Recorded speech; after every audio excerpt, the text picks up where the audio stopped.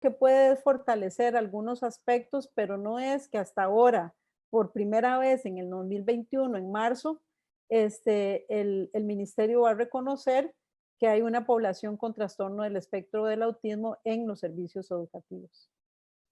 Por eso repito, la ley lo que puede es fortalecer, este, pero no necesariamente que hasta ahora está visualizada la población. Y la otra que tengo que decir, y esto es bastante fuerte, ¿verdad?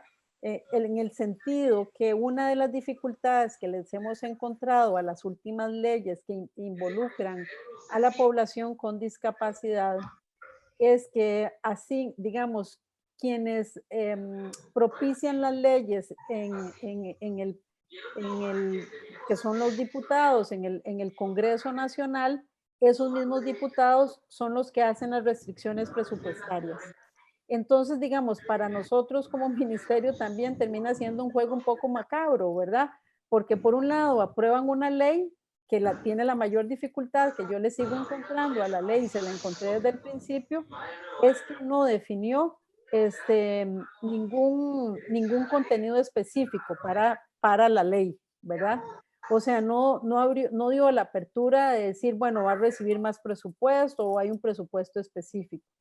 Entonces, ustedes saben que a partir, digamos, del año pasado, nosotros empezamos a tener muchas restricciones presupuestarias, que nosotros teníamos la esperanza que con la ley pudiera haber algo específico, pero la ley no planteó nada específico en términos presupuestarios.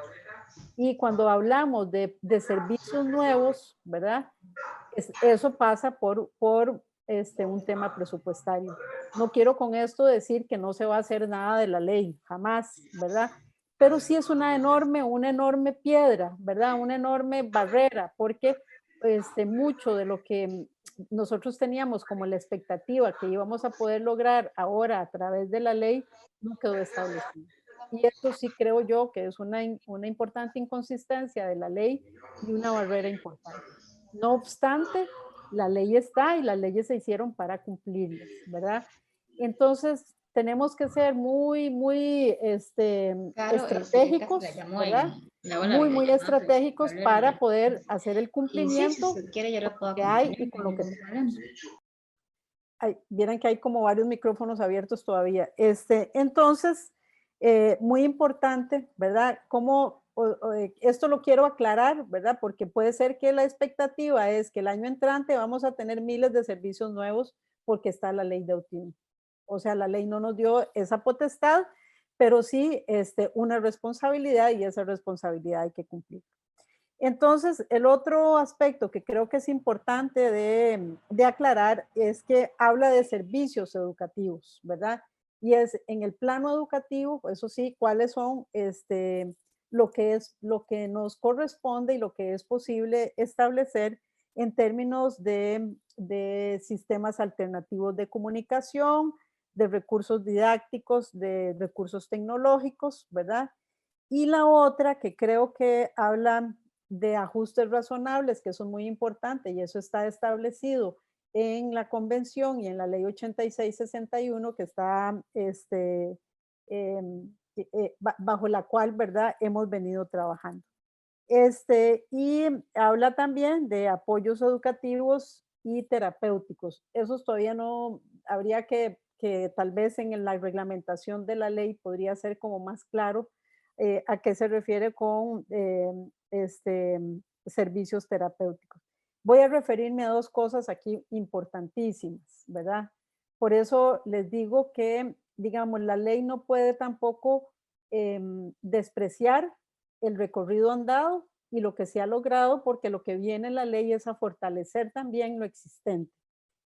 Y una es que desde el 2003 el MEP tiene establecido los diferentes, desde el año 2003, desde el 2013, perdón, está establecido qué estamos entendiendo nosotros por apoyos educativos, ¿verdad? Y se refiere a todos a todas esas acciones que se hacen para garantizar que las personas con discapacidad puedan accesar a la educación, ¿verdad? Que ese es un elemento. Yo ingreso a un centro educativo, accesar,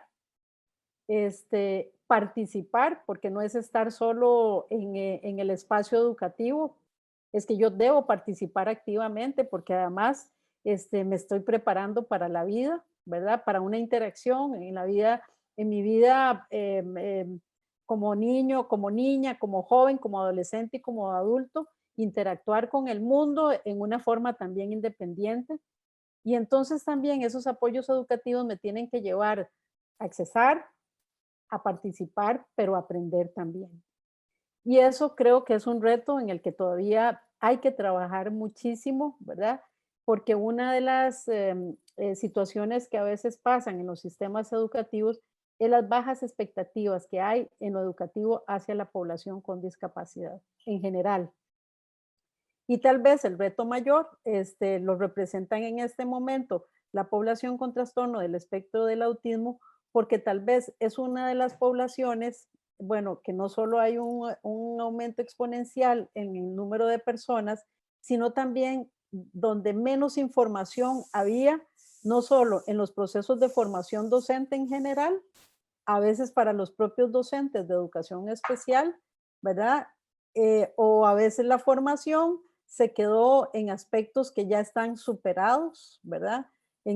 Como en esa idea de que es una persona que como tiene problemas en la comunicación, en la interacción social, hay gente que ha pensado que eso le va a llevar también a no aprender, lo cual no es cierto. Entonces, creo que un desafío ahí importante va ahí. Entonces, cuando estamos hablando de apoyos educativos, no es que ahora con la ley vamos a empezar a hablar de apoyos educativos. Esos apoyos educativos están y posiblemente mucha de la tarea de la promoción de la ley significa también que en ese mecanismo tiene que ver con la calidad de los servicios, que eso es otro aspecto importante porque podría ser que yo tengo escrito en un lado también que esos apoyos están, pero no los estoy proporcionando como debe ser. Y eso es muy importante y la ley se convierte en un mecanismo también importante para eso. Y la otra, que creo que también debe articularse la ley con las leyes existentes en el ámbito educativo. Nosotros tenemos una ley donde la persona es el centro del proceso educativo, la última ley educativa, ¿verdad? Donde la persona, entonces no estamos hablando, que también a veces hay una enorme confusión entre cuando personalizamos la educación y cuando nos quedamos en un modelo muy clínico de la educación que hablamos, que el único resultado es cuando a la gente se le atiende individualmente. Atender individualmente es cuando nosotros nos seguimos ubicando en un modelo totalmente clínico y no en un modelo educativo, ¿verdad? Porque en un modelo educativo yo lo que hago es personalizar el proceso educativo, no atender individualmente. ¿Y eso qué implica? Que en un aula, en un servicio educativo, yo cuando personalizo, cuando me doy cuenta que tengo una diversidad de estudiantes y mi propuesta educativa debe contemplar esa diversidad de estudiantes, ¿verdad? Porque estoy viendo a cada uno como el centro de su proceso educativo. Y eso lleva, ¿verdad? Que precisamente en el 2018, un año un poco complejo, tal vez tan complejo como el de la pandemia, que fue el de la huelga, ¿verdad? Pero en el 2018, precisamente, para poder articular y dar una mejor respuesta, porque a veces la respuesta educativa no está en una atención individual a los estudiantes, sino que la respuesta educativa a lo que debe llevar también, no solo un cambio en los sistemas educativos, recordemos que la educación inclusiva no es más que un proceso de transformación de los sistemas educativos y que esos sistemas educativos tienen que hacer precisamente un cambio para responder a la diversidad de estudiantes que hay en las aulas y que en ese proceso y en esa transformación de los sistemas educativos nos dimos cuenta que quienes requerían un apoyo primordial eran precisamente los docentes que estaban en las aulas, ¿verdad? Porque yo puedo, y entendimos que no era sacar un niño de un grupo y llevarlo aparte un tiempo determinado, ¿verdad? Como si yo lo fuera a reparar, para que cuando ya lo había reparado lo llevara de nuevo al aula, cuando es aula, ¿verdad? Y lo dice la ley, lo dice la convención, que precisamente la discapacidad surge de esa interacción de una persona con una deficiencia con su entorno, porque lo que hay que cambiar es el entorno, no cambiar a la persona. Lo que tenemos que es ajustar ese entorno. Y ese entorno, la mayor barrera que tienen son las barreras, las barreras que no, tenemos en nuestros propios pensamientos, en nuestras formas de ver el mundo, en nuestras formas de ver las otras personas y esas barreras sociales que impiden que yo entienda como docente de cualquier centro educativo que ese estudiante tiene derecho a la educación, que tiene el derecho a una educación inclusiva y que tiene el derecho como cualquier otra persona a hacer una trayectoria educativa. Entonces, cuando hicimos en el 2018 el cambio hacia unas líneas de acción que decían que el trabajo no estaba en sacar niños de las aulas, sino que los docentes de educación especial tenían que ir a las aulas a conocer qué era lo que pasaba en ese espacio, apoyar a ese docente, dándole ideas, refrescándole, dándole sugerencias, ¿verdad? De cómo dar una respuesta educativa ante una crisis conductual o cómo apoyar para mejorar el sistema de, de comunicación de un estudiante. Entonces, por eso esta ley tiene que complementar un trabajo que ya se ha iniciado y esta ley lo que debe hacer es fortalecer. Y también habla de un tema muy importante que son los ajustes razonables. Ese término viene de la convención, ¿verdad? Y los ajustes razonables también se refieren también a esos ajustes que debemos hacer para todas las personas, pero dice dos cosas que son fundamentales. Que esos ajustes, por eso se llaman razonables, ¿verdad? No deben ser una medida desproporcionada, ¿verdad? Como decir, bueno, en un grupo usted no va a dar, no va a hacer su proceso educativo para todos los estudiantes, solo para uno en particular. No, el proceso es para todos, entonces por eso es un ajuste razonable. Puede ser una medida extraordinaria para una persona en particular, siempre y cuando esa medida o ese ajuste razonable no sea una medida desproporcionada, y así lo dice la propia Constitución. Y el otro, tal vez, elemento importante, ¿verdad? Que esta ley lo reafirma, es que vamos a fomentar el máximo desarrollo social, académico de las personas de conformidad con la inclusión. La inclusión es una cosa que sucede sobre todo en los centros educativos, la inclusión educativa, ¿verdad? Porque la inclusión social lo hacemos en todos los ámbitos de la vida. Pero cuando estamos hablando de educación inclusiva, la educación inclusiva es muy difícil que se desarrolle en una casa, porque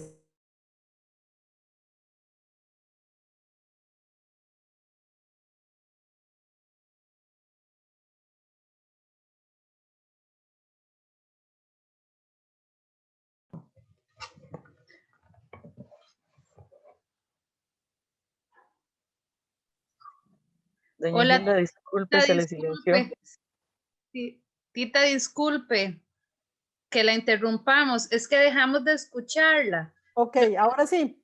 Ahora sí, ya. Ok, gracias por avisarme. Con gusto. Lo que les decía con respecto a la educación inclusiva, eso sucede en los centros educativos, ¿verdad? Claro que la inclusión es un aspecto más grande que sucede en todos los aspectos de la vida, pero la inclusión también requiere por eso hablamos tanto de trabajo colaborativo, porque la acción está en los centros educativos. Entonces, cuando yo hablo de inclusión también implica que hay una ley, pero implica que yo, como familia, como mamá, como papá, voy a llevar a mi hijo y a mi hija al centro educativo. No es que hoy no quiere ir y entonces no voy, pero después voy a hacer también un planteamiento de exigibilidad de derechos. O sea, esto implica un trabajo importante, digamos, también en términos de responsabilidades para todos. Y eso sí es muy importante. Si yo quiero generar y yo quiero desarrollar personas autónomas, debo generar también responsabilidades, ¿verdad? En los niños, en las niñas y en los jóvenes. que además el tener el ordenamiento y la estructura de ir al centro educativo también es muy importante. Y la otra, creo que me parece importante aclarar sobre las funciones de los comités de apoyo educativo, que hasta ahora no han cambiado y que esta ley lo menciona, pero creo que hay que aclararlo, porque la ley dice que el comité de apoyo que funciona en todos los centros educativos, ¿verdad? Incorporará entre sus funciones determinar y recomendar a la dirección los ajustes razonables metodológicos. A ver, esto creo que tiene un problema de interpretación porque están definidas ya las funciones del comité de apoyo. Y la función del comité de apoyo hasta ahora no ha cambiado, es aprobar o improbar adecuaciones curriculares significativas. Esa es fundamentalmente su función. Entonces, creo que aquí podría haber tal vez una confusión, ¿verdad? De cómo se interprete esto, ¿verdad? Porque no necesariamente un estudiante con trastorno del espectro del autismo requiere una adecuación curricular significativa. Y eso es muy importante de aclarar, ¿verdad? Porque tal vez la génesis de las adecuaciones curriculares significativas, que también esperamos que eso transite hacia hacia una visión más pensada en los ajustes razonables, que en la idea de una adecuación, que lo que hace es cortar objetivos y contenidos, lo cual a veces coloca en mucha desventaja a los estudiantes, y no necesariamente un estudiante con trastorno del espectro del autismo eso es lo que requiere, ¿verdad?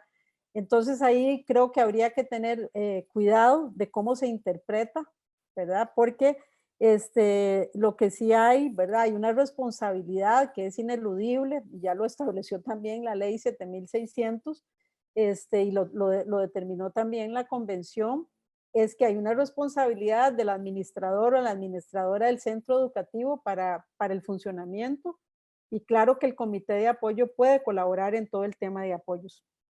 Dame un...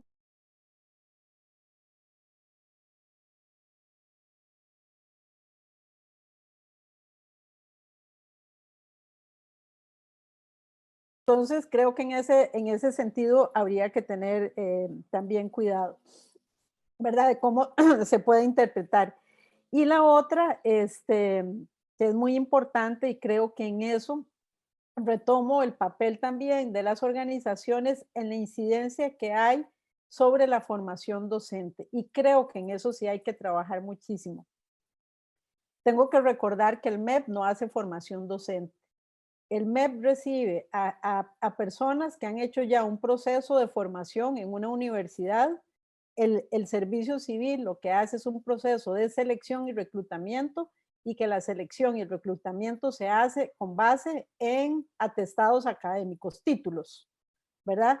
Pero no existe en este país ninguna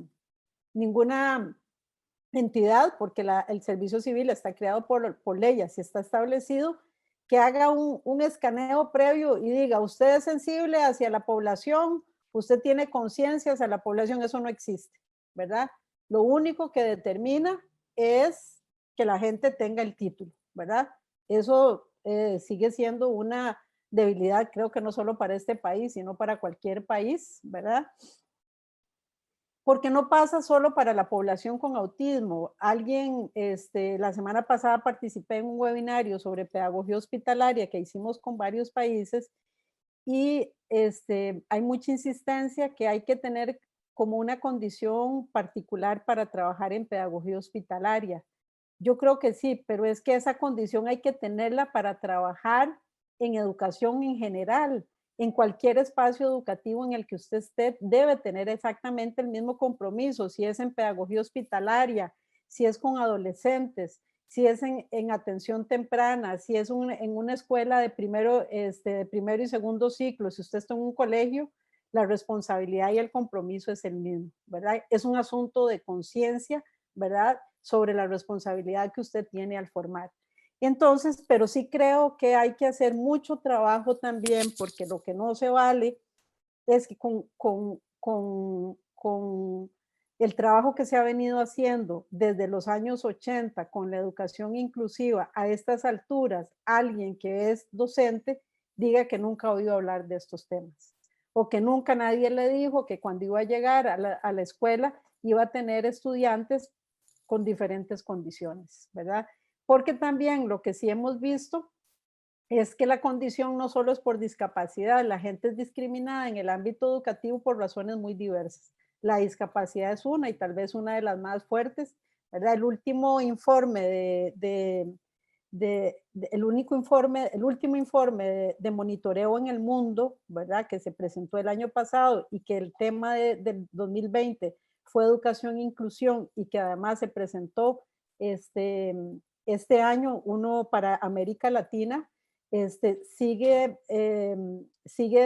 de alguna manera reiterándose que las diferencias y que algunas diferencias o condición social, económica, a veces por aspectos raciales, sigue siendo discriminada la población en los centros educativos en América Latina. Hemos tenido avances en algunos temas. Uno de los avances dice que todos los países tenemos bastante legislación, pero que tal vez el reto más grande está en el cumplimiento de esa legislación. Entonces, volviendo a que el Ministerio de Educación Pública, en coordinación con el Consejo Superior de Educación y el Consejo de Rectores, tiene que trabajar en ese cambio también en la formación docente. Hay dos cosas con las que tenemos que luchar y es la autonomía universitaria. Las universidades a veces son muy resistentes a que podamos darle sugerencias, pero también hay tal vez la buena noticia es que en este momento se está trabajando en un marco nacional de cualificación en la formación docente, donde sí entran las universidades públicas y privadas, que está diciendo cuáles son que debería tener el perfil de cualquier docente de este país, de primaria, de secundaria, de preescolar, de educación especial, qué es lo básico que debería tener. Y hemos entendido que va más que muchos conocimientos, lo que debe tener son algunas competencias. Y una de esas competencias, por ejemplo, es el trabajo colaborativo, ¿verdad? Que por lo menos en los años que yo me formé, eso no era un aspecto esencial en la formación. ¿Y qué implica el trabajo colaborativo? Bueno, el trabajar con otras personas, el trabajar con las familias, el trabajar con otros docentes, ¿verdad? Eso es una competencia esencial que me parece que también ahí es muy importante, no solo desde el Ministerio de Educación, sino también desde la incidencia que puedan tener las organizaciones, porque debemos trabajar mucho en la formación docente. Eso es un elemento que además el estado de la educación, ese sistema de monitoreo que tenemos en el país, ese observatorio que nos dice cómo está permanentemente la educación, ha hecho llamados importantes en que hay debilidad en la formación docente, ¿verdad? Que hay habilidades o competencias básicas que debería tener un docente que a veces no está teniendo. Entonces creo que en ese sentido la ley puede ser un elemento esencial para fortalecer eso otro. Y creo que también hay una responsabilidad al Instituto de Desarrollo Profesional, que esa sí es propiamente del MEP y que tiene que trabajar, y creo que hay como mayor claridad también, que no es dar como cursitos aislados, ¿verdad? Yo doy un curso de una cosa, doy un curso de otro, sino que debe haber un trayecto formativo para los docentes, ¿verdad? Y un trayecto formativo que estableció el Instituto de Desarrollo Profesional, que me parece importantísimo, es la inclusión. Ese es un trayecto, ¿verdad? ¿Qué implica? Que entonces trabajar con todos los docentes en el tema de inclusión, tengo que compartirles también que lo dice la política curricular, ¿verdad? Lo dice también, lo señala la convención, que es el poder implementar y trabajar fuertemente el diseño universal para el aprendizaje, que es un enfoque y un elemento esencial para dar una respuesta educativa apropiada a la diversidad que tenemos en las aulas. Y cuando hablo del diseño universal, por supuesto que una población que se va a ver muy beneficiada si trabajamos desde el diseño universal es la población precisamente con trastorno del espectro del autismo. Porque si seguimos las pautas del diseño universal, podemos, uno, entender, y para mí la más importante, es que todas las personas, todas, así como tenemos una huella digital que nos distingue, todas aprendemos diferente.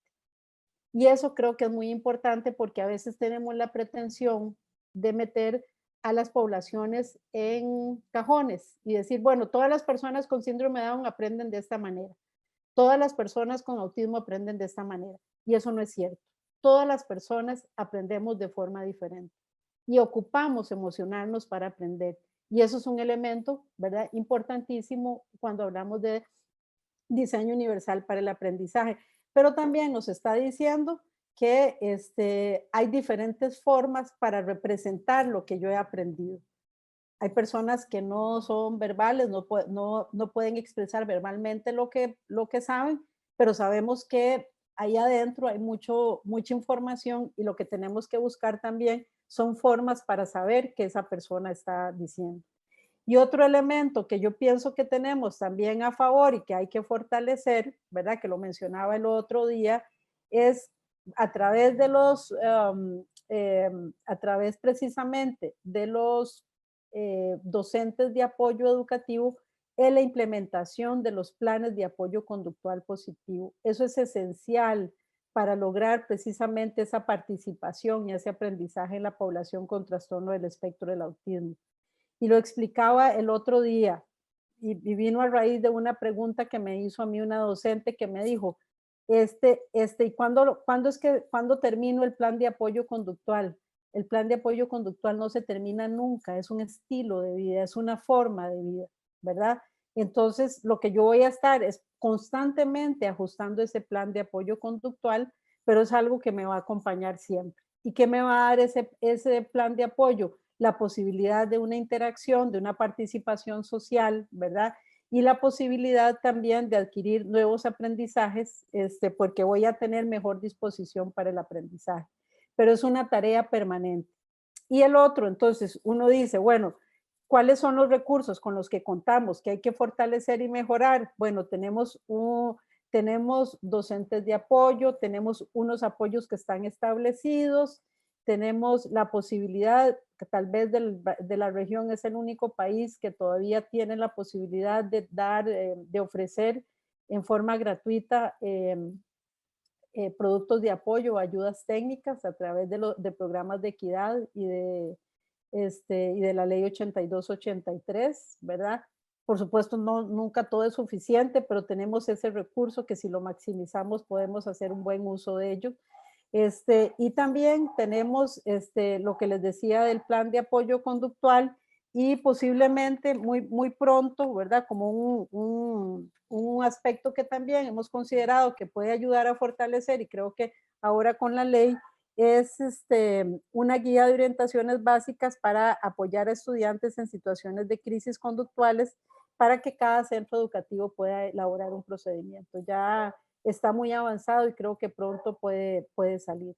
O sea que tenemos, recapitulando, tenemos, digamos, elementos que si podemos potenciar y mejorar la calidad de cada uno de esos aspectos, podemos hacer un buen enlace y que la ley precisamente nos pueda ayudar a fortalecer eso, ¿verdad? Que no es una ocurrencia, porque la gente a veces piensa que fue que a alguien se le ocurrió, cuando todos estos elementos obedecen a procesos de investigación y de análisis y también de consulta, ¿verdad? Creo que una buena fuente de información son las familias, para nosotros es elemental, por eso el plan de apoyo, el primer protagonista es la familia, ¿verdad?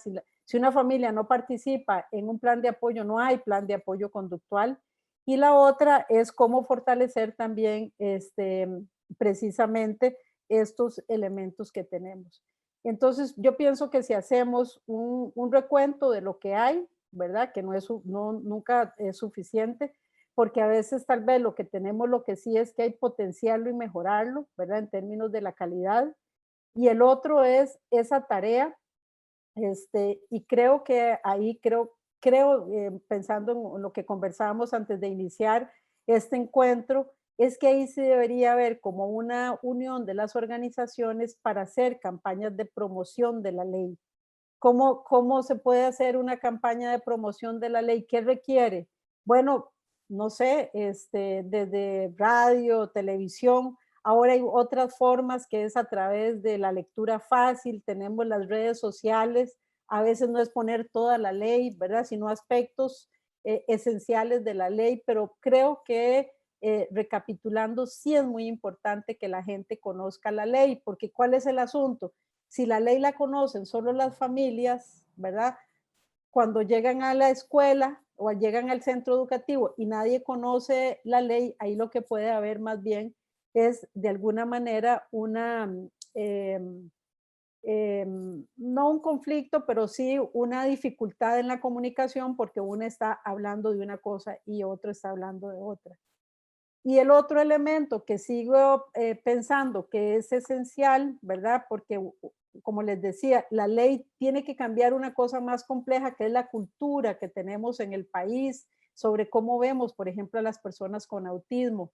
Tenemos que cambiar la cultura y las políticas institucionales. ¿Qué se hace en ese centro educativo cuando llega una persona con autismo?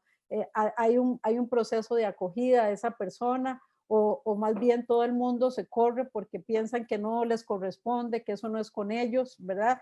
Eso implica, digamos, mucho trabajo de conciencia y básicamente la experiencia nos indica que eso pasa por el prejuicio y por los estereotipos.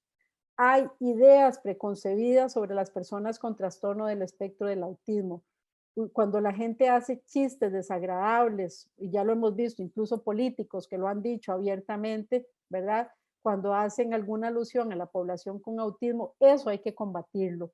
¿Por qué? Porque no solo lo tienen algunas personas, también eso pasa por las familias de otros estudiantes, por los propios docentes, por los administradores, por la gente que hace políticas. Por eso hay que trabajar mucho en la promoción de la ley, pero no una promoción de decir, esta es la ley, no, es que ¿qué implica eso también en términos de cambiar visiones de mundo, cambiar estereotipos, cambiar cuáles son las representaciones sociales que tiene una persona con respecto al trastorno del espectro del autismo. Esa idea que tiene la gente, que la gente con autismo vive en su mundo, que no puede nunca interactuar, ¿verdad? ¿Cómo rompemos con esos esquemas y esos estereotipos? Y la otra, que es muy importante, que lo menciono siempre porque para mí es esencial, es recordar cuáles son los mecanismos de exigibilidad de derechos y cuál es el debido proceso, ¿verdad? Porque no es que entonces ahora yo voy a llegar donde el director y le voy a decir, haga esto porque está la ley, ¿verdad? Recuerden que hay un mecanismo que es primero el trabajo que se hace con el docente, después con el administrador, o sea que hay un recorrido, ¿verdad? Justamente hoy estaba revisando un recurso de amparo y a mí me llamó mucho la atención porque yo decía, qué interesante que alguien ponga un recurso de amparo de algo que se pudo haber solucionado si lo hubiera consultado en el centro educativo, ¿verdad? Y creo que la Defensoría de los Habitantes en eso ha sido enfática, ¿verdad? De que aprendamos todos a reconocer y a saber cuál es el trayecto para ese mecanismo de exigibilidad de derechos. Recordemos que en los centros educativos, estoy hablando en relación con la ley y en relación con educación, en los centros educativos hay una persona responsable del centro educativo. Pero además el primer responsable de ese estudiante es la persona que lo tiene a cargo. Entonces, si yo tengo que hacer una consulta, tengo que hacerla en primera instancia con la persona que tiene a cargo el estudiante. Y la segunda, ¿verdad?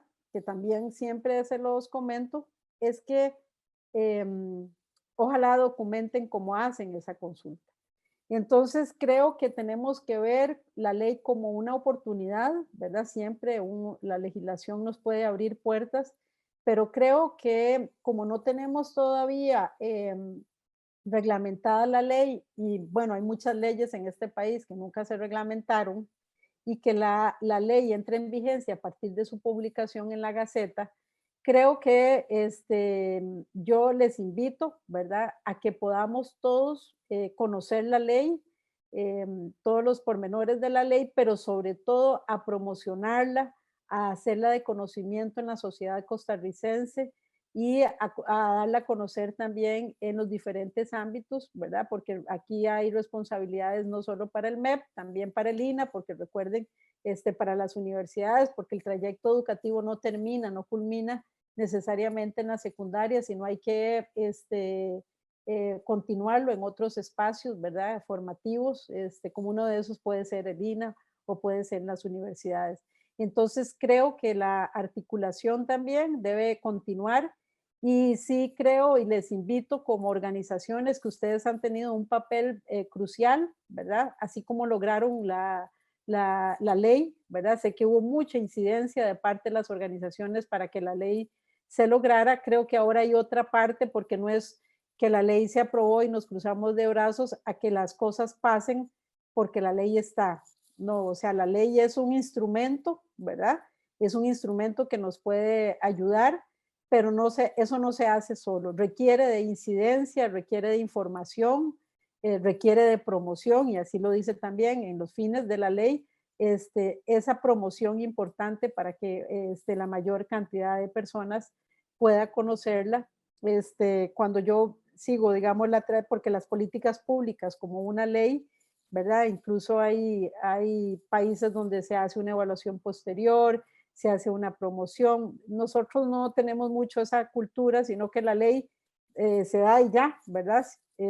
Creo que sí, la experiencia de leyes anteriores nos indican que es muy, muy importante que la gente se apropie de la ley, que nos convirtamos en operadoras y operadores de la ley, ¿verdad?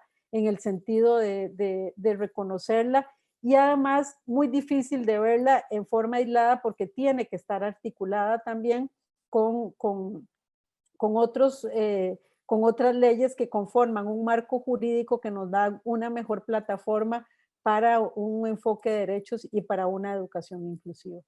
Esa básicamente son algunas de las apreciaciones que quería hacer con ustedes y puede haber, digamos, intereses particulares y que más bien abramos un espacio de un conversatorio sobre la ley y sobre si alguien tiene alguna pregunta en particular.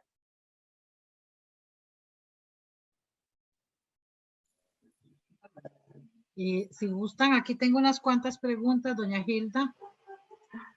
Claro que sí. Ok. Bueno, dice, una de las preguntas dice, ¿qué pasa con los servicios terapéuticos, terapia ocupacional con abordaje sensorial en escuelas regulares para personas con TEA? Bueno, creo que lo expliqué al principio, ¿verdad? Habría que ver porque nada más dice espacios terapéuticos en general, a veces digamos, por eso la reglamentación nos puede dar una mejor trayectoria. Yo creo, digamos, en los procesos, pero recuerde que el MEP los tiene como servicios complementarios.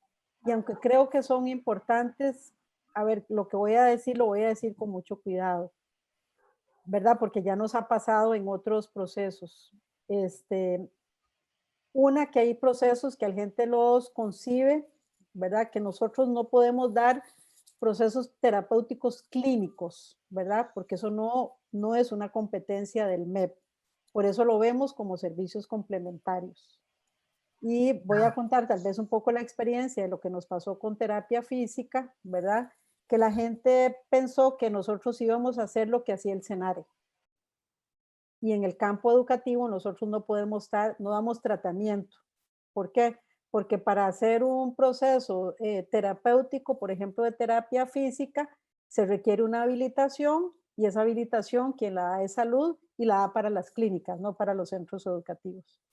Entonces creo que hay que entender también cómo es que se dan esos procesos terapéuticos y la otra que creo que por eso hay que hacer mucha incidencia también de carácter político, porque lo que les decía, la ley no dio ningún recurso nuevo, recurso financiero nuevo. Y una de las razones por las que no hemos podido tener nuevos terapeutas no es porque no se quiera, ¿verdad? Porque incluso se trabajó mucho con los que hay en el MEP de cuál podría ser el trabajo de esos terapeutas en el ámbito educativo, que eso es muy importante que quede claro. el trabajo de un terapeuta en el ámbito educativo, que es muy diferente al trabajo terapéutico en el ámbito de salud. Por eso creo que la ley hay que trabajarla mucho todavía y promocionarla, porque lo que decía al principio y lo que hablábamos la semana pasada, ¿verdad? Con la abogada que nos acompañó en otro proceso, una debilidad que tiene la ley es que no dio recursos específicos, económicos, ¿verdad? Dio responsabilidades, pero no esos recursos. Eso no significa que no hay que seguir trabajando para que eso se logre, ¿verdad? La ley puede ser una herramienta, pero no es automático. No es que el año entrante en todas las escuelas va a haber un terapeuta. Y la otra, porque además así no se conciben los servicios de apoyo, ¿verdad? Y eso creo que es importante que quede claro. Por supuesto que hay interés nuestro, que ojalá puedan haber otros servicios complementarios, ¿verdad? Pero eso no es lo que determina necesariamente el proceso educativo de un estudiante. Es un recurso importante, pero eso no es lo que lo determina, ¿verdad? Y eso creo que también es importante que quede claro. Igual que pasaba, que ya no es, ya hemos avanzado y creo que hay mucha evidencia científica, igual que la gente que pensaba que para que un estudiante pudiera estar en el espacio educativo había que medicarlo. Hoy sabemos que hay alternativas importantes, por eso incluso como tenemos médicos que hoy con mucha claridad dicen que en Costa Rica es uno de los países donde mayor sobremedicación hay para la población con autismo, y también reconocen que si hacemos, por ejemplo, un buen trabajo con el apoyo conductual, no necesariamente vamos a requerir tanta medicación. Entonces creo que por eso va unido una cosa a la otra.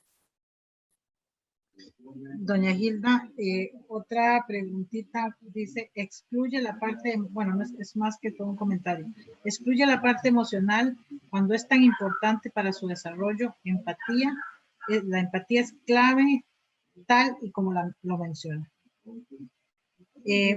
Una pregunta, dice, No sé si está diciendo si la ley o yo excluyen, no sé. No sé, es que así está.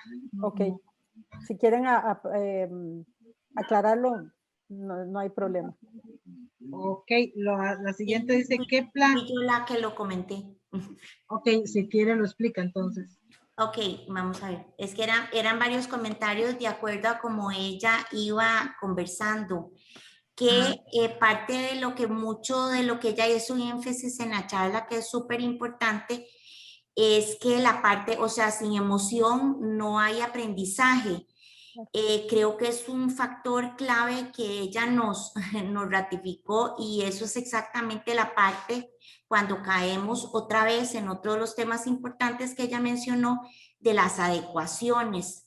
Que las adecuaciones solo estamos hablando de un aspecto meramente de quitar el contenido, etcétera, y cuando realmente, si comenzamos desde el principio, qué factores emocionales están afectando a esa persona, muchas veces, más bien casi que llegaría el momento en que ya habláramos primeramente de una adecuación emocional antes de llegar a un proceso. No sé si me explico, más bien era afirmando que efectivamente lo que estabas diciendo era muy importante para también nosotros como papás o como familias comprenderlo.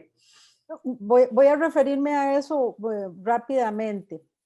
Una es que tenemos que entender que las adecuaciones curriculares nacieron en el marco de las necesidades educativas especiales. Las necesidades educativas especiales nacen en el informe Warnock y están presentes en la ley 7600, y que ese enfoque viene superándose hace muchos años. ¿Por qué? Porque se reconoce que cuando hablamos, digamos, necesidades educativas especiales, no era una categoría diagnóstica, era un enfoque educativo donde decía que había que, digamos, que esas necesidades educativas había que verlas en función con la propuesta educativa, con la familia y con el trabajo en el centro educativo. Pero se convirtió en alguna forma en una categoría, y entonces metimos en ese cajón a cualquier cantidad de estudiantes, y dentro de ese marco también nacen las adecuaciones curriculares. ¿Por qué nacen? Porque los sistemas educativos tradicionalmente han sido muy, pero muy inflexibles y muy selectivos, ¿verdad? hay una idea equivocada que el éxito es el mejor, es el que tiene mejores notas, el mejor es, ¿verdad? Eso que es, por eso tiene que ver mucho con la cultura y con lo que deberíamos estar cambiando. Entonces, el enfoque de necesidades educativas y el enfoque de adecuaciones curriculares también hay que superarlo, porque finalmente el enfoque de adecuaciones curriculares se le pasa la factura al estudiante. Usted no puede, entonces lo que voy a hacer es que le voy a recortar todo lo que pueda en términos de objetivos y contenidos. Y ese recorte lo que hace es que ese andamiaje o esa base que tiene que tener ese estudiante para seguir una trayectoria educativa, una trayectoria curricular, muchas veces se ve segmentada, ¿verdad? Y hemos creído que con eso estamos ayudando a un estudiante y muchas veces lo que le estamos haciendo es cercenando también su proceso educativo.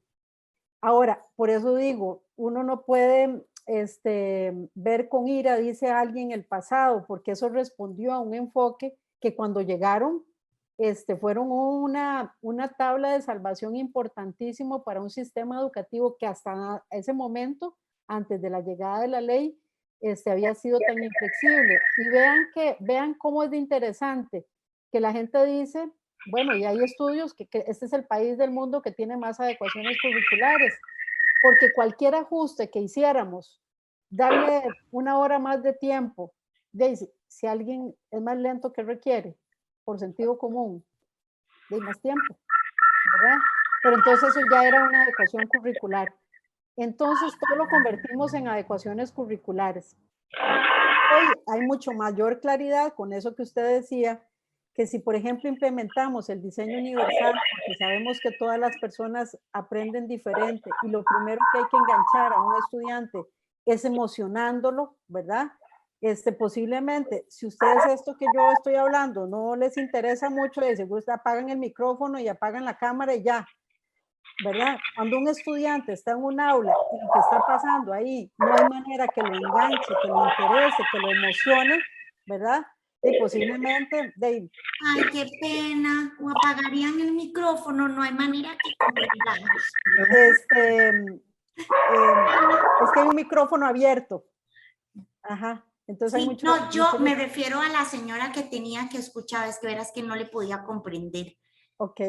Entonces, de alguna manera, hay todo un movimiento y creo que la política de transformación curricular nos está diciendo que ojalá avancemos más a otra propuesta y vayamos dejando como un poco de lado las adecuaciones y veamos más el diseño universal como una propuesta, porque cuando yo, desde que diseño, ¿verdad? Por eso es que está fundamentado en la idea de que cuando yo voy a diseñar un edificio, yo voy a diseñarlo para todas las personas que van a venir y no tengo que estar haciendo ajustes posteriores, ¿verdad? Si yo sé que a ese edificio van a entrar niños, van a entrar personas adultas mayores, van a entrar personas con discapacidad, ¿verdad? Entonces yo de que estoy diseñando ese edificio, le hago todas las rampas, accesos, iluminación. Eso debería ser yo también cuando estoy diseñando una clase. Cuando yo estoy diseñando una clase, yo debería estar pensando en todos los estudiantes que tengo en el aula. Y entonces, si yo, por ejemplo, pienso que hay apoyos que son organizativos y yo sé, por ejemplo, que un estudiante en particular, el tenerlo en un lugar específico o a la par de alguien en particular, le va a detonar algunas cosas que no le agradan, yo de que estoy organizando el trabajo, sé que no lo voy a sentar ahí, ¿verdad? Entonces, de alguna manera, desde que yo estoy diseñando mi clase, mi trabajo, estoy pensando en todos. Entonces, de alguna manera, el diseño universal, por decirlo de alguna manera, recoge ya los apoyos, ¿verdad? ¿Por qué? Porque ya estoy pensando desde el diseño. Entonces, eso no está pasando en este momento porque no todo el mundo todavía conoce y está poniendo en práctica el diseño universal. Pero la idea que hay es, ¿verdad? Y lo que está pasando en otros lugares es que en la medida que la gente conoce el diseño universal para el aprendizaje, empieza a abandonar esa idea de los ajustes, de las adecuaciones curriculares, donde solo piensa en recortar y quitar. No, comparto, más bien, tal vez mi comentario iba más afirmando efectivamente Claro, sí, esas recomendaciones que usted nos estaba dando, que ese papel de familia, yo tengo un adolescente de 15 años y estamos exactamente en ese proceso cuando llega uno y realmente, yo creo que la palabra es que se enclocha, ¿verdad? Uno, porque claro, hay muchísimos factores claro. donde, así para no hacer muy largo mi comentario, o sea, yo simplemente me senté y dije, quiero que vaya a plan nacional, ¿verdad? En el aspecto, sin tomar en cuenta aspectos que era plan nacional, ¿verdad? Si no me refiero en el aspecto emocional, Claro. el esfuerzo que se estaba haciendo como familia para la parte de sus talentos, y aparte que entre uno más comenzaba a aprender sobre esa parte del DUA, que otra vez vuelvo a reafirmar que de verdad súper agradecida, porque hay un montón de cosas que uno como familia no lo sabe y usted ahorita nos lo afirma. El DUA es, bueno, es universal, no es algo. En Costa Rica vino hace, ¿qué? 3 años, fue que ya se comenzó a mencionar a través del MEP. Pero, o sea, realmente la divulgación de lo que es el Falta. DUA en este momento a nivel de docencia, es más, ni tan siquiera hablar, hasta la misma hay un hueco gigante en la parte privada, ¿verdad? Voy a contarle Porque, dos cosas sí, señora. que creo que es importante. Este es uno de los pocos países de la región, y porque he participado en algunas actividades con, digamos, los países, digamos, de Centroamérica e incluso de América del Sur, es uno de los pocos países que sí tiene incluida en su legislación el diseño universal, Qué lo cual también interesante. es una gran posibilidad. La política de transformación curricular establece el DUA como la posibilidad de reconocer esa variabilidad que hay entre la población. ¿Qué es la variabilidad? Que todos aprendemos diferente. No, creo que Y entonces entonces, ahí, ajá, la segunda cosa, ¿verdad? Que hemos venido preparando el camino para el diseño universal y esperamos, hemos trabajado mucho en eso, yo espero que se concrete este año. Por eso le digo que el Instituto de Desarrollo Profesional ha entendido que no son cursitos aislados, sino poder hacer un curso masivo, o digamos, para todos los docentes de autoformación en diseño universal, ¿verdad? Como una base, y que el Centro Nacional de Recursos pueda también seguir haciendo talleres. Hay que claro, trabajar mucho, o sea, hay que darle y darle y darle, ¿verdad? Porque para que algo se instale hay que trabajar mucho, pero creo que vamos en ese trayecto. no, y es una de las vías que para nosotros como, digamos, personas que lo que queremos es eso, ¿verdad? Esa visualización de la misma de la condición, y es una herramienta excelente. Entonces, no tanto así como lo que dice usted, tanto la ley como la parte de estos programas donde ayudar a nivel de la institución o nuestras comunidades, de que si se aplicara el DUA habría muchísimos factores Hay, que hay, favorecería, ¿verdad? hay que trabajarlo, en eso estoy totalmente de acuerdo. Muy bien, muchas Doña gracias. Hilda, Muchas gracias, disculpe. Vamos, doña ok. Socorro. Ok. La siguiente pregunta es, ¿qué plan tienen para capacitar a los docentes que ya llevan mucho tiempo trabajando? Hay mucho desconocimiento. Si quiere, le leo 2 o 3 Sí, sí, sí. porque sí el tiempo. Ok, y la otra dice, ¿qué estrategias proponen para que el docente se motive a aprender en materia de discapacidad? Bueno, igual sobre el DUA, hay desconocimiento total de la aplicación del DUA, no saben cómo aplicarlo y se desvirtúa. No sé si le dejo esta, si es mucho, doña Sí, no, Hilda. no, está bien. Bueno, creo que ya lo del DUA lo expliqué, ¿verdad? Que Sí, está en la sí. política, que hay un interés, ¿verdad? Sobre todo el despacho académico de la Dirección de Desarrollo Curricular a la que pertenecemos nosotros, de promocionar mucho el DUA. Recuerden, es lo mismo, el que esté en la ley no significa que automáticamente se da, hay que trabajar, hay que construir, hay que proponer. Nosotros trajimos en el año 2019 a Coral Elizondo, una especialista en diseño universal, que nos ayudó mucho a darnos ideas de cómo construir cursos también. La UNED ha venido dando cursos, ¿verdad? O sea que hay que trabajar mucho en eso. Y sí, claro, pero digamos, hay dos aspectos. Uno es que, digamos, desde el ministerio se está trabajando con el instituto para promocionar estos cursos. pero también hay una responsabilidad personal de todos de aprender, ¿verdad? Y la otra que tal vez una cosa que aprendí con Coral Elizondo es que incluso hace poco le dimos un taller a la gente del Ministerio de Educación de Guatemala sobre DUA, ¿verdad? Sobre diseño universal, pero yo les dije, o sea, no es que me van a llamar en un mes para volverme a preguntar cómo se implementa el DUA, porque cualquier cosa que uno aprenda tiene que ponerla en práctica de inmediato. Posiblemente no le va a quedar todo perfecto, ¿verdad? Lo mismo que el plan de apoyo conductual o cualquier cosa que estamos haciendo, hasta que no lo pongamos en práctica, hasta que no hagamos, ¿verdad? No sé cómo me va a resultar hasta que no lo ponga en práctica. Y cuando lo pongo en práctica veo que lo puedo mejorar y que le puedo cambiar y le puedo preguntar a una compañera, ¿por qué no nos ayudamos? Si vos me ves a mí y yo te veo a vos, ¿verdad? Ese trabajo es importante. Y creo que hay una responsabilidad, claro, del MEP de capacitar y una responsabilidad personal de uno de interesarse en aprender cosas nuevas. Y eso lo digo porque yo tengo muchos años de estar en esto. Si yo me hubiera quedado con lo que aprendí en la UCR en el año 80 cuando entré, de ahí, seguro hay un montón de cosas que no hubiera podido hacer. Algunas tuve la oportunidad de que alguien me las enseñó, otras las aprendí por mí, otras me las contaron, otras las leí.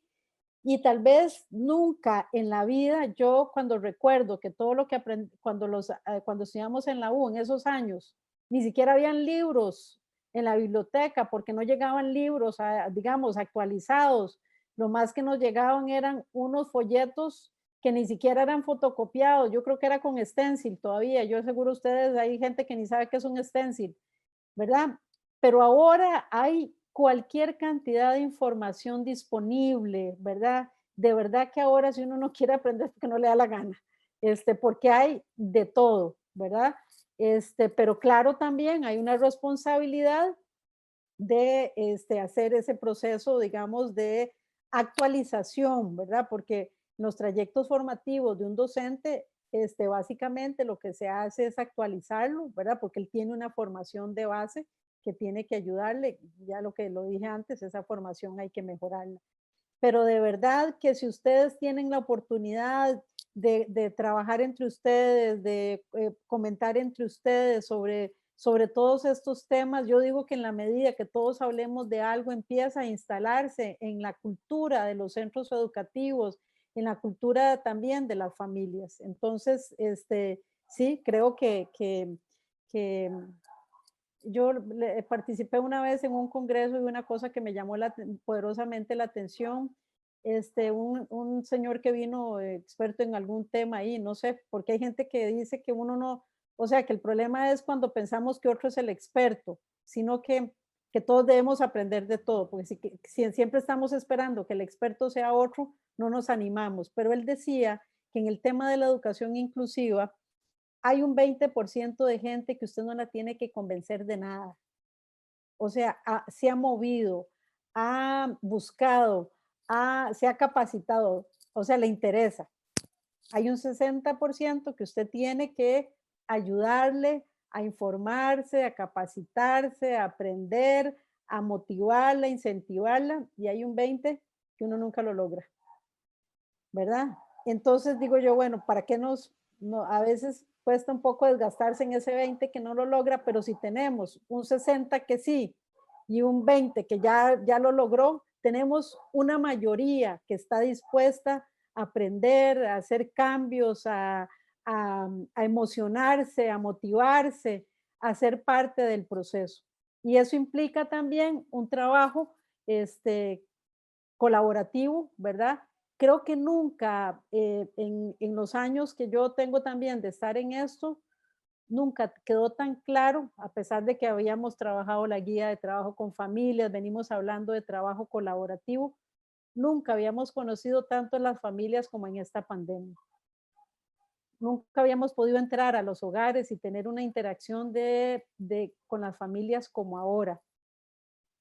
Y entendimos, ¿verdad?, que las familias pasan realmente a veces dificultades muy grandes, algunas claro que son de tipo económico, pero a otras veces es de desesperanza, que tienen muchos años de luchar y sienten que no pasa nada, ¿verdad?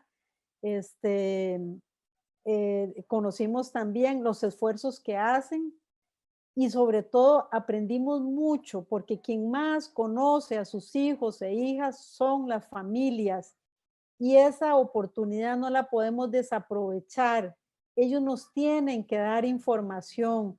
En la construcción del proceso educativo las familias tienen muchísimo que aportar. El tiempo en que las familias no participaban, no opinaban, no estaban informadas, ese pasó hace muchos años. Esa página la pasamos hace muchos años. Y hoy tienen un papel importantísimo en el proceso educativo. Entonces, para poder lograr ese trabajo colaborativo tenemos que comunicarnos de una manera asertiva en ambos sentidos, de una manera respetuosa, ¿verdad? Eso tenemos que aprenderlos, tenemos que aprender todavía mucho de eso. Y todas y todos tenemos que aprender de eso. Entonces, a veces la formación no solo es de conocimiento puro, porque eso está en un libro, eso está en internet. Si yo quiero saber clasificaciones que al final no me dicen nada, cuál es la clasificación del autismo, yo solo aprendo en un libro. Pero yo no puedo dejar de aprender con la persona. O sea, por eso a mí a veces me llaman por teléfono y me dicen, ¿usted qué opinaría para estos estudiantes? Es que le digo, no sé, nunca lo he visto. Yo no puedo opinar de alguien que ni siquiera he visto, ni he tenido la oportunidad de saber quién es esa persona, porque no estoy viendo la discapacidad ni el autismo, tengo que ver la persona. Y eso es fundamental. Doña Hilda. Después hay otra pregunta acá que dice, ¿con qué recursos van a contar en una escuela cuando el docente de apoyo es itinerante? ¿Cómo solucionar cuando no está presente? Y la siguiente, bueno, es una sugerencia que dice, excelente su sugerencia, debemos empezar con nuestras propias familias, comunidad y demás. Y la otra es, ¿qué pasa con los centros educativos privados? ¿Se debe hacer valer la ley con ellos? Bueno, creo que hay en esto la ley no es tan clara, ¿verdad? Pero obviamente va para todo el mundo, porque ya además, ya lo dijo la ley 7600, y ese es el mejor referente que tenemos. Bueno, empecé por la segunda pregunta. Voy a devolverme a la primera, que es el servicio de apoyo itinerante. Creo que hay que potenciar mejor, ¿verdad? Ese proceso itinerante, porque si yo dependo de que ese docente esté a la par mía, no he logrado hacer el trabajo que corresponde, ¿verdad? Porque significa que debo potenciar mejor cómo estoy haciendo ese acompañamiento al centro educativo, porque también yo tengo que darle herramientas al centro para cuando yo no estoy, pero no es, digamos, porque tengo que fortalecer esa información al docente, esa información a la familia, y qué elementos estoy haciendo con ese estudiante, ¿verdad? Porque yo no soy no me gusta esa palabra, pero yo no soy una sombra de ese estudiante, ¿verdad? Yo soy un recurso de apoyo para cambiar las políticas, la cultura y para lograr el acceso a la participación y el aprendizaje. Pero es que no soy una persona que va a estar ahí para cuidar la escuela o cuidar a los, ¿verdad? Sino tengo que darle herramientas para que ese centro educativo también se empodere, ¿verdad? Y pueda también aprender.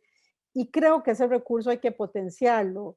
Cuento esto siempre porque a mí me llama la atención cuando vino Coral Elizondo, ¿verdad? Esta experta en duda, y yo le pregunto cómo organizan ellos los servicios de apoyo. Me dice, bueno, yo tengo a cargo 2 centros educativos, tengo una primaria y una secundaria.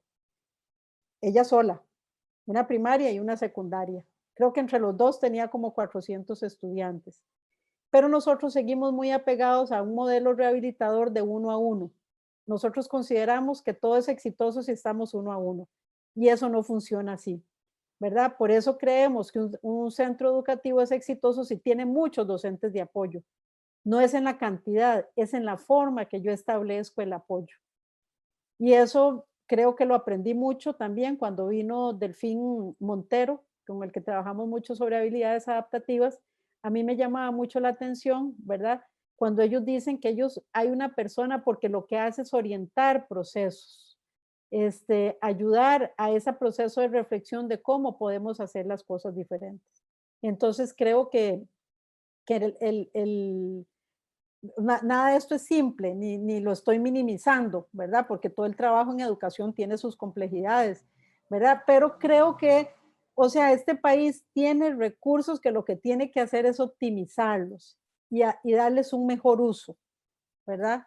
Porque entonces siempre creemos que si traemos más gente, con eso lo resolvemos, pero si toda esa gente que traemos hace lo mismo que estamos haciendo, no lo resuelve. Tenemos que cambiar prácticas, tenemos que cambiar culturas a lo interno de los centros educativos. La otra pregunta iba en qué línea, doña Socorro.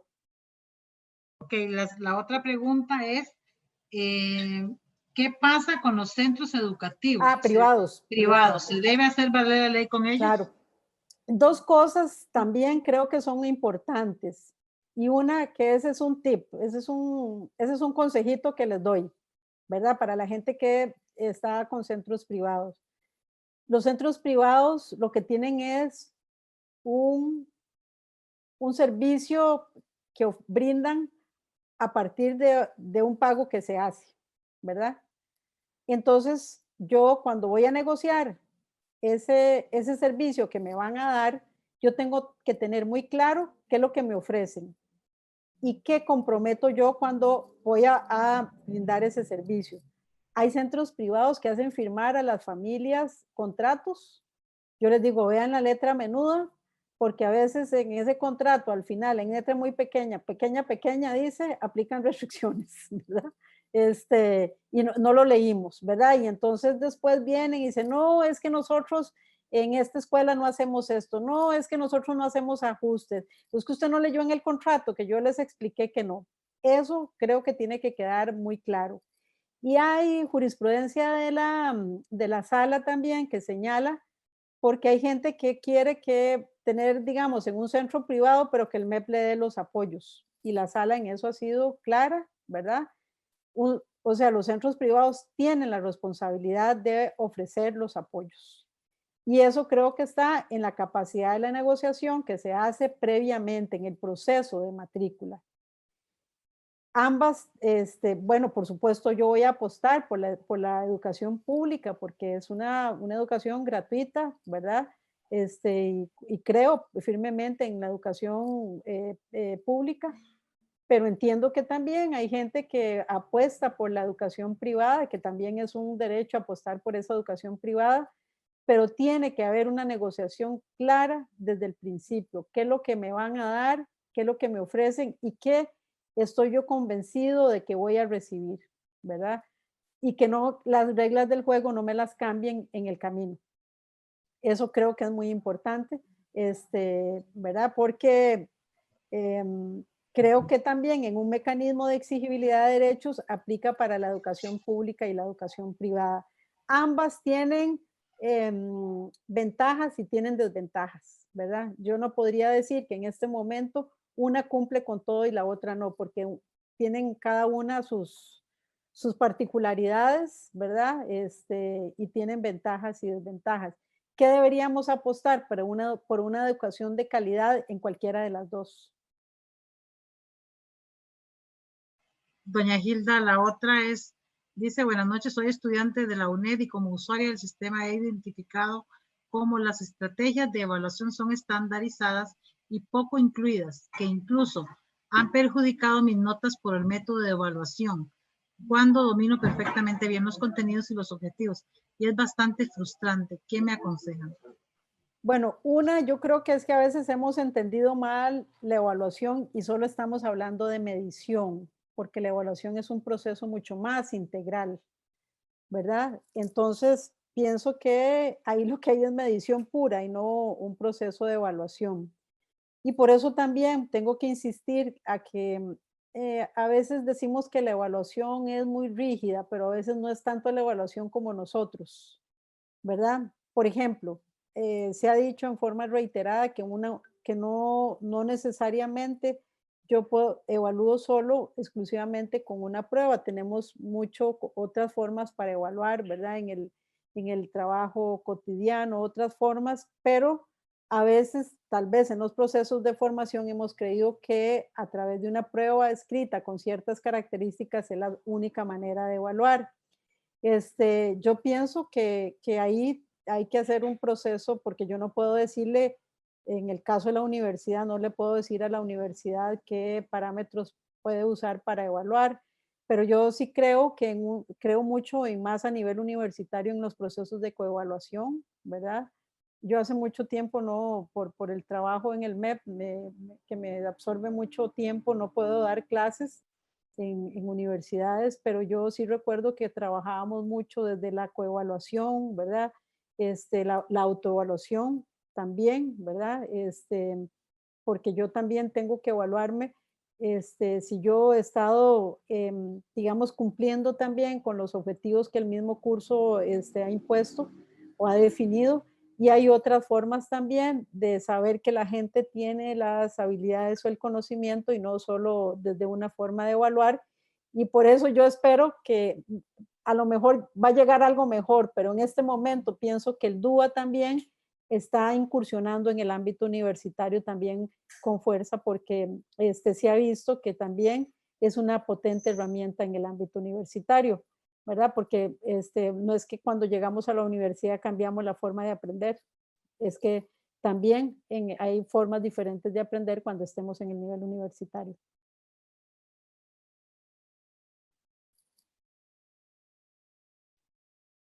No sé si hay otra pregunta, doña Socorro. Sí, doña Hilda. Está otra que dice, bueno, es un comentario. La señora Coralia tiene información muy valiosa y pueden seguirlo en las redes. Después dice, así es, debemos de estar motivados siempre, capacitarnos, aprender para sacar adelante a nuestros hijos. Muchas gracias por esta charla, me anima a continuar. Otra, muchas gracias por el aporte. No sé, no veo más preguntas. Voy a hacer yo aprovechar, ¿verdad? Un llamado importante, digamos, Sí, a ese tengo trabajo. una pregunta más. Ajá, Perdón. dígame.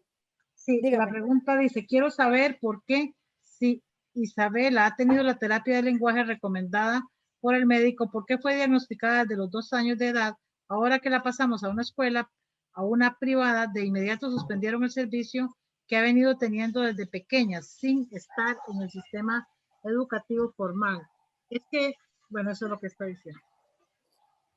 No me queda muy clara la pregunta. Sí, es alguien que tiene una niña que ha recibido terapia de lenguaje recomendada por un médico desde los 2 años y ahora dice que la pasa a una escuela privada, de inmediato le suspenden el servicio que ha venido teniendo desde pequeña sin estar en el sistema educativo formal. O sea, la terapia de lenguaje se la suspendieron. Es que ya por edad no le correspondía como seguro se le venía ofreciendo, porque ya es una responsabilidad del centro educativo ofrecérsela, ¿verdad? O sea, no conozco los detalles, pero asumo que era alguien que no sé dónde le daban la terapia de lenguaje, pero si ya está en un centro educativo, hay una responsabilidad del centro educativo de ofrecérsela, ¿verdad? Eso, digamos, son las particularidades a veces de los centros educativos privados. La otra... Doña Ajá. Hilda, pero si una persona aún sigue requiriendo de la terapia, yo me imagino que es obligación del centro educativo continuarla, porque claro, al a eso me descontinuarla refiero. más bien pueden afectar la calidad de atención al niño. Disculpe que me meta, yo fui la que hice la pregunta, es que mi nombre es Marianet, es que estoy aprovechando porque yo voy para mi casa y yo fui la que le hice la pregunta a doña Socorro porque tenía que aprovechar en cada semáforo hacerlo. Yo soy la mamá de Isabela. Mi pregunta es, y disculpe que me meta así, me sentí tan maleducada de meterme así, pero estoy aprovechando que estoy en una bomba. Entonces, y lo ocupaba saber. Isabela fue diagnosticada por la doctora Marieta Fallas del Hospital de Niños. Bueno, la estuvo analizando y viendo y todo, pero como el seguro es tan lento, ¿verdad? ella recomendó la terapia ocupacional y sensorial y además la terapia de lenguaje. 20.000 de regular, por favor. Y entonces, desde esa edad, porque Isabela era cero verbal, desde esa edad Isabela ha recibido el servicio de terapia ocupacional pagada por mí, porque en la Escuela de Enseñanza Especial de Turrialba que vivíamos, había una lista interminable, entonces yo no me podía atrasar. La terapia de lenguaje se le dio rápido, ahí no hubo problema, y ella estaba yendo al kindergarten de Turrialba, que es el kinder central de Turrialba. Le daba la terapeuta Elena Pérez. Cuando ella entra a materno, ella continúa la terapia de lenguaje, porque ya empieza a ser verbal, ¿verdad? Por la terapia ocupacional y sensorial que se le dio, y aparte de eso, yo aprendí, junto con la terapeuta me enseñó, y yo me actualizo, y yo paso investigando, y yo me involucro 100%. La terapeuta de lenguaje, bueno, ella se mete a materno en escuela pública y sigue recibiendo la terapia de lenguaje. Igual la terapia ocupacional la seguía yo pagando. Luego entra el año pasado a kinder y fue un fracaso completo y absoluto, porque era yo quien le daba la terapia de lenguaje, iba recogía las guías, y yo era la que le daba la terapia de lenguaje, porque la terapeuta de lenguaje de donde nos fuimos a vivir, a Atenas, nunca se conectó, solamente se conectó una vez, y cuando ya iba a finalizar el curso lectivo. Entonces yo sí le mandaba todas las guías. Igual fue la maestra de kinder, fue un fracaso completo, tanto así que hacía copy-paste a las guías, y yo fui y hablé con la directora y le llevé donde tenía yo las guías, donde las instrucciones venían en italiano, no venían en español.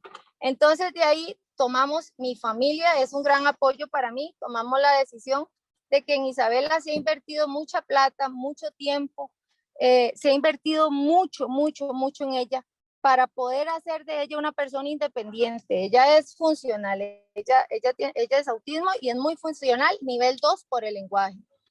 Y nosotros nos dedicamos 100% a ella y a darle lo mejor. Y inmediatamente, mientras ella está matriculada en ese sistema, ¿verdad? En la Escuela Central de Atenas. En el sistema público. En el sí, sistema público. el año pasado en el sistema público. Inmediatamente que este año nosotros la pusimos, hasta este año, que la pusimos en escuela privada, sí, fue suspendido inmediatamente sí. La terapia de lenguaje. Nosotros tomamos la decisión de pasarla de escuela, porque desgraciadamente, y me duele mucho decirlo, porque mi mamá es docente de escuela pública, fue pésimo el servicio, pésimo. Entonces yo fui y hablé con la directora, y la directora me dijo, ay, no la pases, mira, bueno, la primera directora me dijo, pídale a Dios y al Señor y ore con mucha fe de que el Señor se la sane. Y yo le iba a decir, le voy a pedir a Dios mejor que la sane a usted, porque usted la que está mal, ella no. O sea, su consulta es si, ¿por qué ella no está recibiendo el servicio? Exactamente. Porque donde siempre lo ha recibido. Porque ella, mientras esté en el sistema público, la responsabilidad del sistema público es dárselos, pero en el sistema privado es del sistema privado. Y en eso hay legislación, eso fue lo que expliqué ahora, incluso la Sala Constitucional se pronunció al respecto, ¿verdad? Porque digamos, lo que está establecido en términos de la competencia y la responsabilidad es que los servicios públicos son para la gente que está en el servicio público. Yo con esto no le quiero decir si yo estoy de acuerdo o en desacuerdo, ¿verdad? O sea, no es que alguien hizo algo incorrecto, es que así está establecido. Y ya por eso le digo, incluso la Sala Constitucional se pronunció y señaló que es responsabilidad, ¿verdad? Que la responsabilidad del MEP es con la gente que está matriculada en el servicio público, no en el servicio privado. Y una consulta, ¿por qué entonces, si es responsabilidad del MEP darle ¿verdad? Esos apoyos, ¿por qué uno tiene que hacer una fila interminable Porque no hay suficientes, porque no hay suficientes. hasta para la terapia ocupacional. Si Yo estos no sé, chiquitos que tienen... no sé si usted estuvo al principio, ¿verdad? Cuando Es yo que expliqué, en realidad, sí, yo estuve tratando de conectarme porque yo voy de camino. Entonces, sí, yo había ya, partes donde me entraba y no me entraba ok, o me lo voy a explicar de desconectaba. nuevo, lo voy a explicar de nuevo, ¿verdad? Una es que ya lo expliqué, no hay, digamos, la ley no nos dio la potestad de tener nuevos recursos, ¿verdad? Recuerden cómo se financian los servicios públicos, ¿verdad? No hay suficientes, en eso estoy yo claramente, y lo dije hace un rato, y también dije que es una pena que esta ley no estableciera nuevos recursos para poder ampliar los servicios de terapia de lenguaje y todo lo demás que se requiera.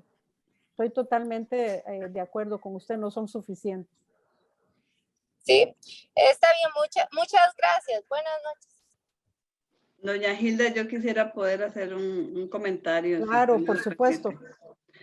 Bueno, como usted lo estaba hablando hace un rato, creo que esto es más que nada la parte docente, porque el MEP hay una ley, tiene las ganas de hacerlo, porque usted siempre está dispuesta a colaborarnos y todo.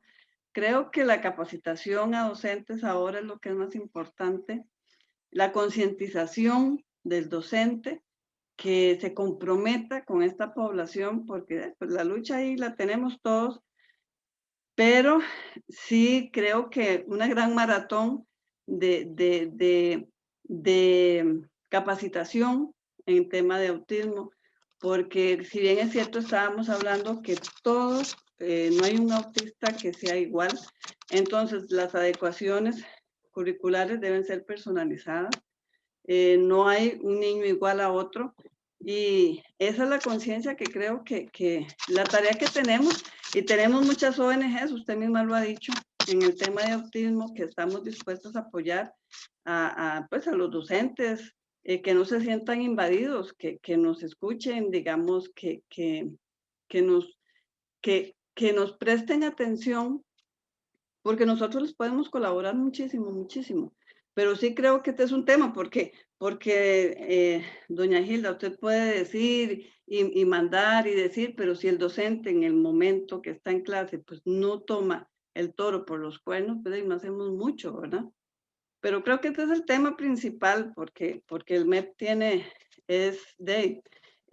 creo que el tema es el docente tiene que llegar al aula y tengo un alumno con autismo, bueno, ¿qué hago con este alumno? A veces no, ese es el tema, pienso yo, principal, porque... Tiene que haber alguien que lo oriente. Correcto. Tiene que haber alguien que lo oriente. Y ayudar a este niño, porque este niño tiene mucho... Y dividir, está la escuela neuropsiquiátrica infantil, que también ya son chicos un poquito más comprometidos, pero los que están en escuelas regulares son los que necesitan tantísimo apoyo, y la adecuación significativa o adecuación curricular no es la misma para todos. Ni es la solución necesariamente. Exactamente, ¿verdad? Y la inclusión, como usted la decía ahora, también es otro tema enorme.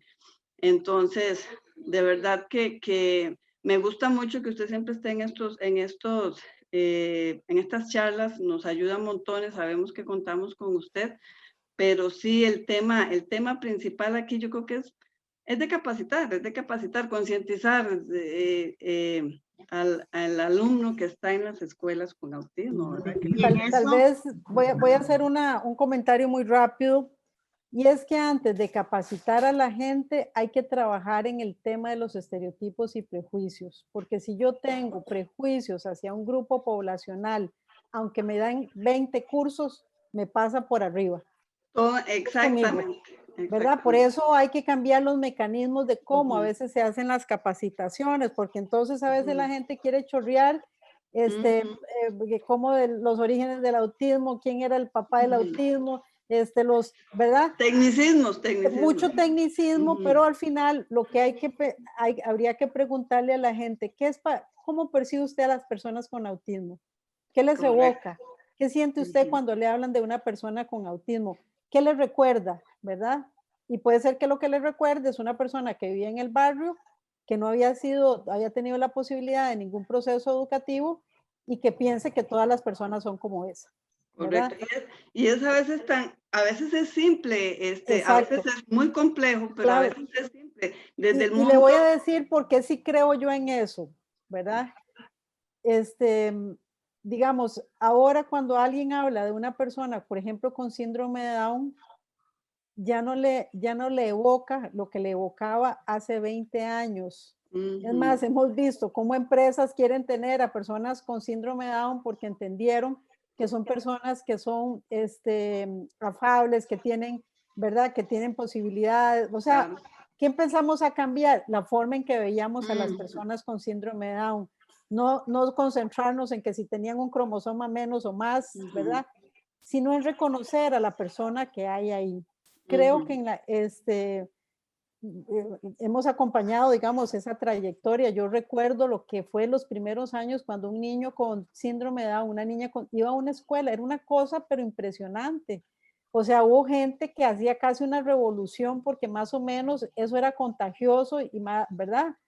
Hoy ya no, digamos, no hay ese revuelo. No es que ya lo resolvimos todo, no hay ese revuelo. Sí. Esa tarea creo yo que también hay que hacerla con el tema de trastorno del espectro del autismo porque la gente conoce menos. Sí. Yo creo Hay aquí, demasiados estereotipos hacia la población con autismo. A veces un programa de televisión puede ayudar, pero también puede generar un estereotipo y pensar que todos son como ese que sale en la televisión, ¿verdad? O sea, reconocer, hablar mucho sobre esto. Y no es que sea malo hablar de la clasificación 1, 2 o 3 o 4 del autismo. No es que eso no se pueda hacer, pero antes de eso hay que conocer no sobre el autismo, es qué estamos pensando nosotros sobre el autismo. ¿Qué pienso yo? ¿Qué me evoca? ¿Qué siento? Porque también generalizamos, generalizamos y creemos que todos son iguales. Exacto, ¿verdad? Y ¿Por qué hago esa relación con las personas con síndrome de Down? Porque incluso la gente decía, es que todos son iguales. Jamás. O sea, jamás. quien hemos trabajado, sabemos que no, o sea, que tienen las características de su familia, o sea, que hay un montón. Eso pasa también con las personas Claro. con autismo, Claro, ¿verdad? claro. Tienen una historia de vida, una relación familiar, hay un acercamiento. Entonces, creo que cuando hablamos, o sea, para trabajar con la ley hay que, y lo dice la convención, la toma de conciencia. La toma de conciencia es hacer ese trabajo que no es solo capacitar en el autismo como un recetario, sino hay que conocer, porque lo que hay que derribar mucho son las barreras sociales, actitudinales. ¿Qué creo yo, verdad? ¿Qué me creo yo? ¿Mejor que una persona con autismo? ¿O creo que es tan diferente que más o menos hay que ir a traer a la luna a alguien especializado para que trabaje con él? ¿Qué es lo que estoy pensando yo que es una persona con autismo? Y es que a veces, Hilda, ¿Y digamos, quién lo por aprendió ejemplo, bien? Ustedes, porque ustedes son las familias, ¿verdad? Ustedes entendieron eso hace muchos años, tienen que ayudarnos, ¿verdad? Y ayudar a la sociedad a hacer ese pase y hacer esa comprensión. claro, claro. A veces por ejemplo, una adecuación significativa para un niño con autismo, a veces se torna injusta. Claro. ¿Por qué? Porque es simplemente convertir un examen de forma que el niño autista pueda entender lo que se le pregunta. Exacto. Entonces, ahí es donde viene la verdadera adecuación, porque entonces yo le adecuo la pregunta a este niño, porque no es que no la sepa, es que necesita entenderla. Por eso creo yo, perdón Gretel, que eso más bien es un ajuste razonable, más que una adecuación, ¿verdad? Exacto. Entonces, por eso creo que en alguna forma vamos a tener que ir pasando también en algún momento, no sé si lo voy a ver todo, ¿verdad? Pero la página de las adecuaciones y entrar en este nuevo modelo social, en este modelo pedagógico, ¿verdad?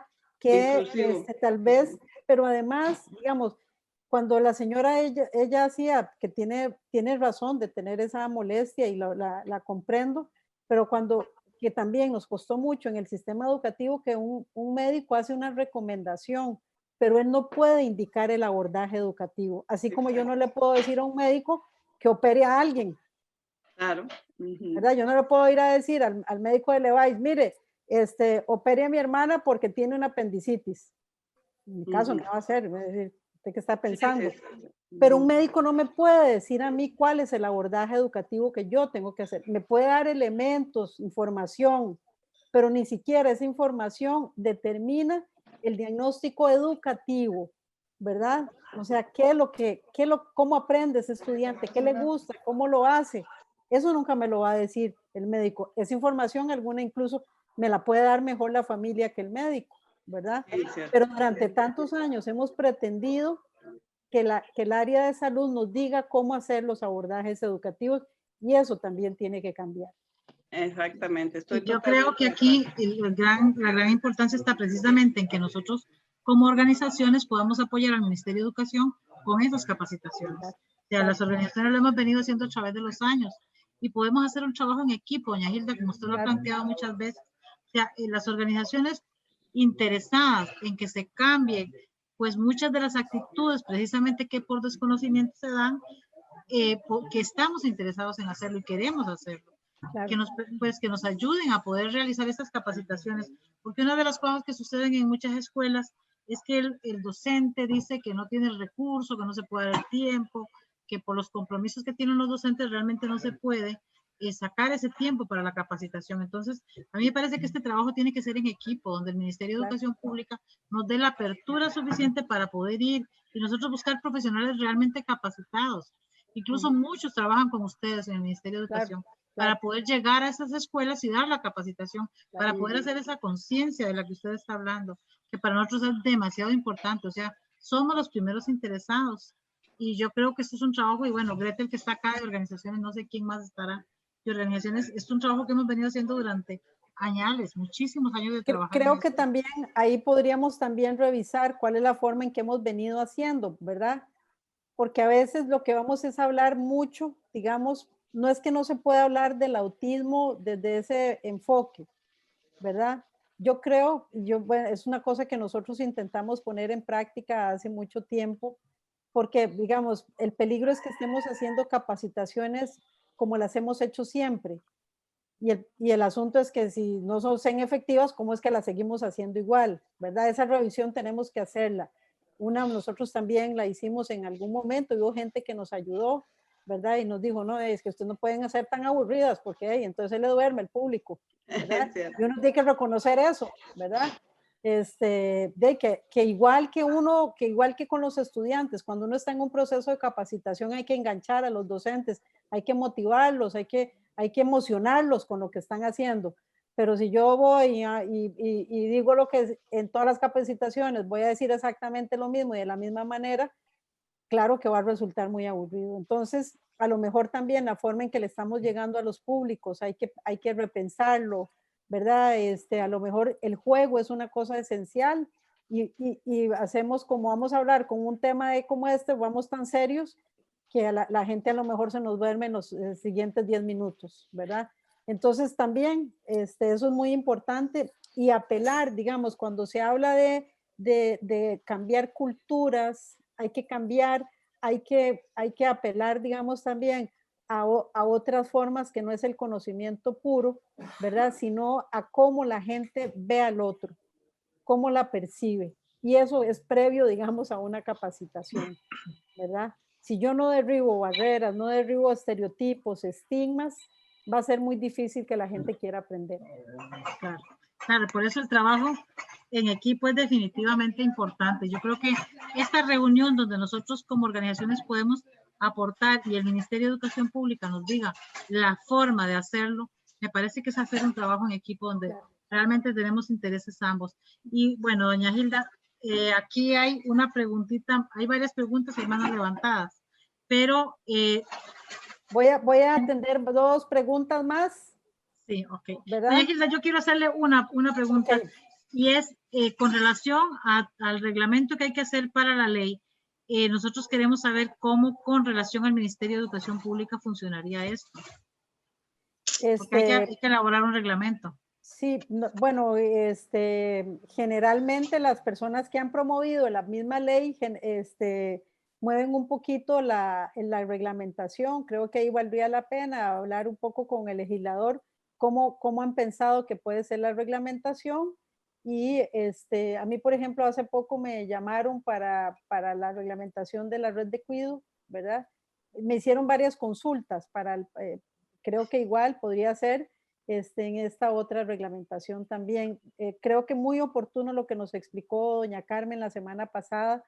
Hay cosas que no quedaron en la ley, pero que tal vez se puedan subsanar con la reglamentación. Si está esa oportunidad, creo que vale la pena trabajar en eso.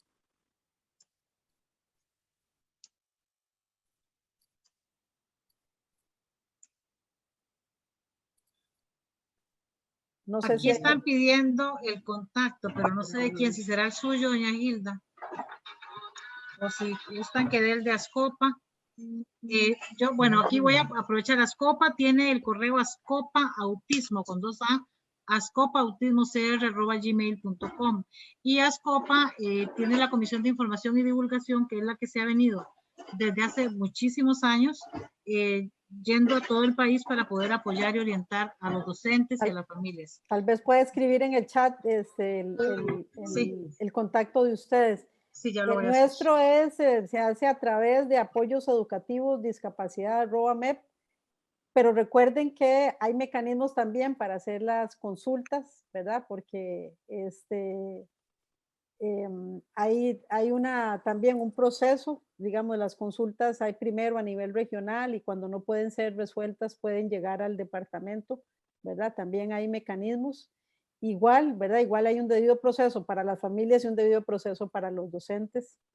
Y la otra recomendación que siempre les doy, hagan los mecanismos de exigibilidad de derechos y las consultas en los lugares oportunos. No se queden en chats que solo se queja la gente y hablan y hablan y hablan, pero no llegan a una solicitud puntual, ¿verdad? A mí siempre que alguien me pregunta algo o me dice algo, es que en tal escuela, digo, sí, pero ¿en cuál? ¿En cuál? Porque hay 5,000 centros educativos. Y si usted no me dice en cuál es, nosotros no podemos actuar. Y entonces creo que eso es importante en los mecanismos también de consulta y de procesos como deben ser. Creo que había otra pregunta por ahí, doña Socorro. A ver, ¿qué pregunta más tengo? Hay muchas, a ver, bueno, aquí hay muchos, dice, excelente la información que compartieron. De Carla María Aguilar, dice, gracias Tita, necesitamos ir rompiendo esos prejuicios, las personas con TEA son los últimos en ser incluidos, necesitamos personas capaces de formar personas. Tengo que hacer, perdón, doña Socorro, un alto ahí, porque quiero saludarlas, a Carla y a sus compañeras. Carla estuvo en el Congreso de Autismo, participó activamente en el último congreso y una de sus compañeras también, y quiero aprovechar para saludarlas, porque aunque están cerca de mi barrio, nunca las puedo ver. Ajá. Muchas gracias, Tita. Muchas gracias, desde la Escuela Benjamín Herrera, todas siempre unidas. Qué bueno, un gusto, qué bueno. Un gusto. Qué bueno, de verdad, mucho gusto.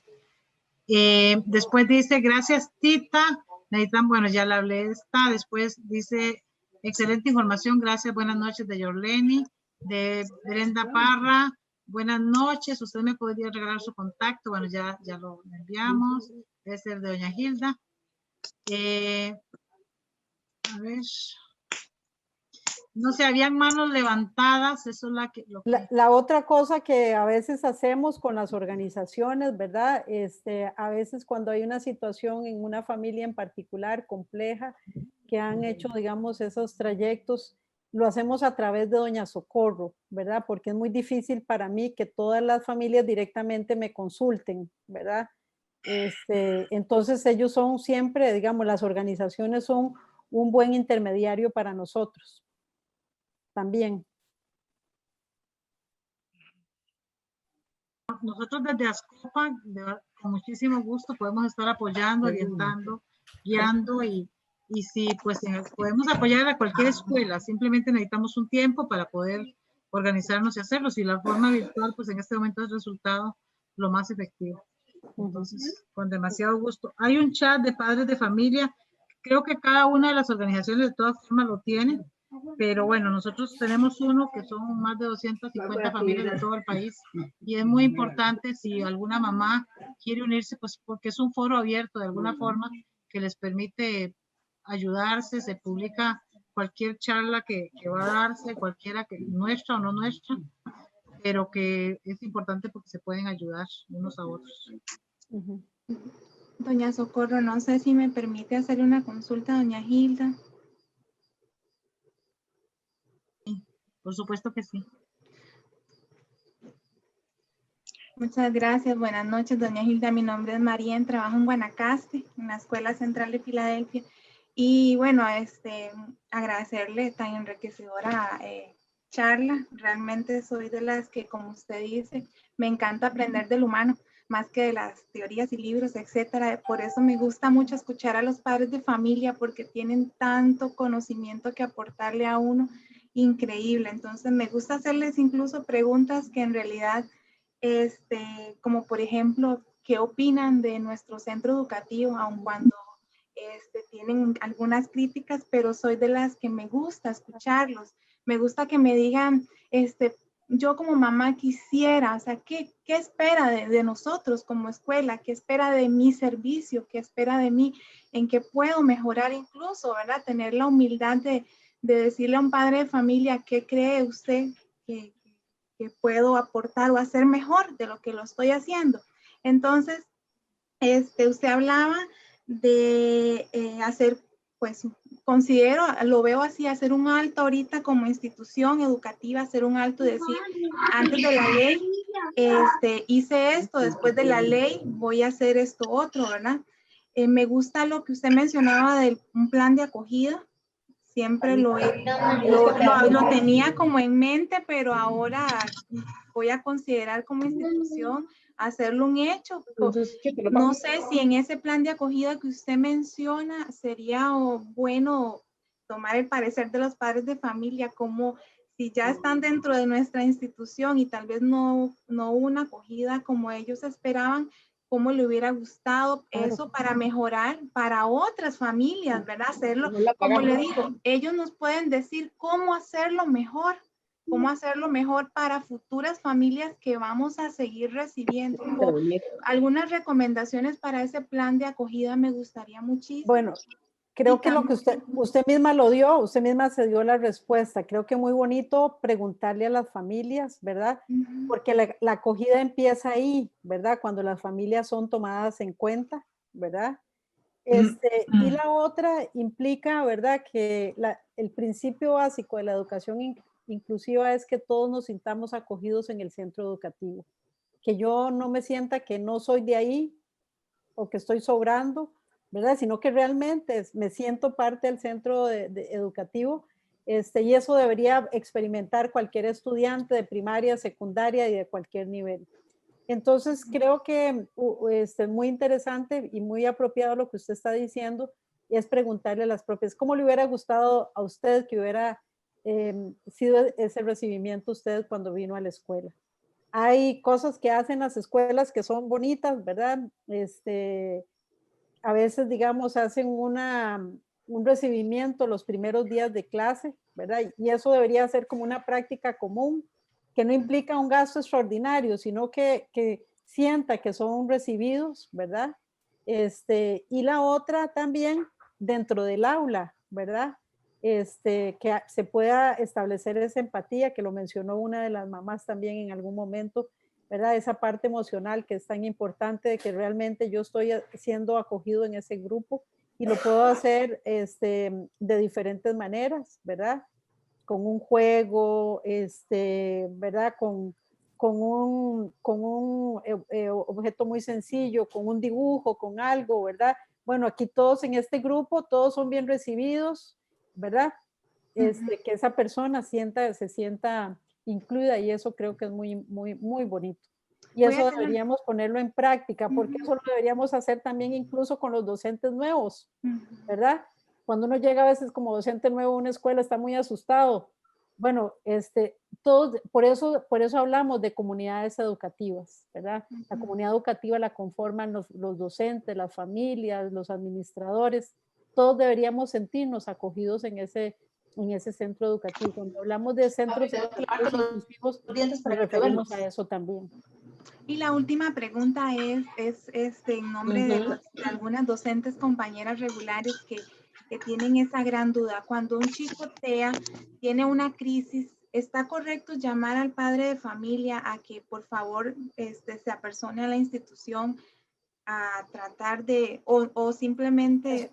Perdón, voy a hacerle una pregunta. ¿En el centro educativo donde usted labora hay servicios de apoyo? Bueno, creo que hay que poner en práctica un poquito lo que plantean las líneas de acción.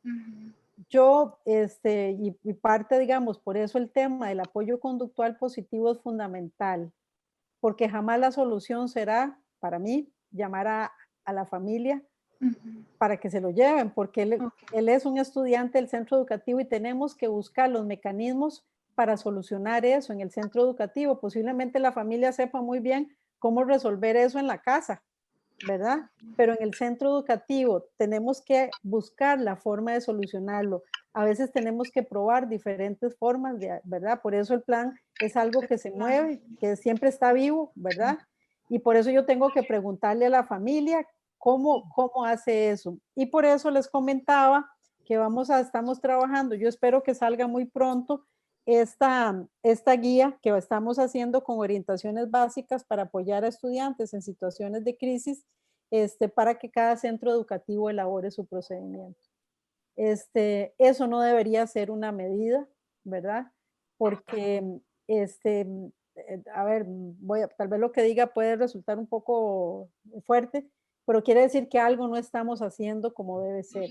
Entonces tenemos que analizar internamente qué es lo que nos falta para poder lograr eso, ¿verdad? ¿Qué ajustes tenemos que hacerle a ese plan de apoyo conductual, ¿verdad? Que no estamos dando una respuesta apropiada. Por eso el plan hay que estarlo revisando permanentemente, ¿verdad? O sea, ¿qué está pasando para que esa crisis se dé? ¿Verdad? Algo provocó esa crisis, algo está pasando que esa crisis se está dando. Recuerde que el tema de la comunicación es fundamental. Una crisis está comunicando algo y tenemos que estar muy alertas a ver qué es lo que está comunicando. En algunos de los casos son los mismos padres que piden que los llamen en caso de, entonces... Claro, pero por eso el plan se negocia, por eso se hace con la familia, ¿verdad? Claro que la familia puede pensar que la salida es que lo llamen porque puede ser que tengan temor, que no estén manejándolo adecuadamente. Exactamente. Eso es una suposición que estoy haciendo, ¿verdad? No necesariamente la realidad. Vieran que yo creo que yo voy a tener que cerrar porque seguro nunca vamos a terminar, pero en otra oportunidad podemos encontrarnos de nuevo. Bueno, muchísimas gracias. Aunque ustedes no lo crean, yo empecé esta jornada hoy como desde las 7 de la mañana. La primera reunión. Sí. Muchísimas gracias, doña Hilda. Yo creo que... Sé que quedaron preguntas por ahí, pero si me las canalizan también a través de Ascopa, por eso pienso que en el chat de aquí pueden escribir ahí y con mucho gusto podemos también atender. Nunca es suficiente el tiempo. No, jamás se va a alcanzar. Siempre tendremos muchísimo más que preguntar y yo creo que ha sido demasiado importante todo lo que usted ha dicho porque nos da una guía y pues la apertura suya, su buena voluntad, el deseo de colaborar es importantísimo para nosotros. Y yo creo que hay que repetirla muchas veces, doña Hilda, porque siempre habrá necesidad de consultar más y el apoyo suyo realmente nos ayuda y además yo creo que hace más ese proceso que se requiere de concientización del autismo a nivel educativo. Eso nos ayuda muchísimo. Ojalá que haya muchos docentes acá. Y creo que para eso estamos las asociaciones, exactamente para apoyar, para orientar, para guiar y para poder trabajar en conjunto, porque definitivamente el trabajo tiene que ser en equipo tanto a nivel de familia como de docencia, para que un niño realmente pueda desarrollar su potencial. Entonces aquí la familia definitivamente tiene que comprometerse a trabajar en equipo y un trabajo en equipo armonioso, donde las cosas se hagan de buena fe, de buena voluntad, para que realmente, yo siempre he dicho, el docente tiene, y siempre doña Hilda me ha oído tanto en esto, una responsabilidad tan grande en la formación del ser humano que depende muchísimo de ellos esa formación, pero los primeros llamados somos la familia. Entonces, bueno, acá es trabajar en equipo, es tener esa buena voluntad, esa buena intención de ayudar a que las personas, que los seres humanos realmente desarrollen sus capacidades de acuerdo a sus condiciones. Entonces, bueno, yo le agradezco demasiado a doña Hilda y siempre se lo voy a agradecer. Y pues la vamos a seguir buscando, doña Hilda. Yo creo que es el sentir de todos los que estamos acá. Pues Me con parece muchísimo que gusto, doña Socorro, y siempre vamos a estarlo buscando.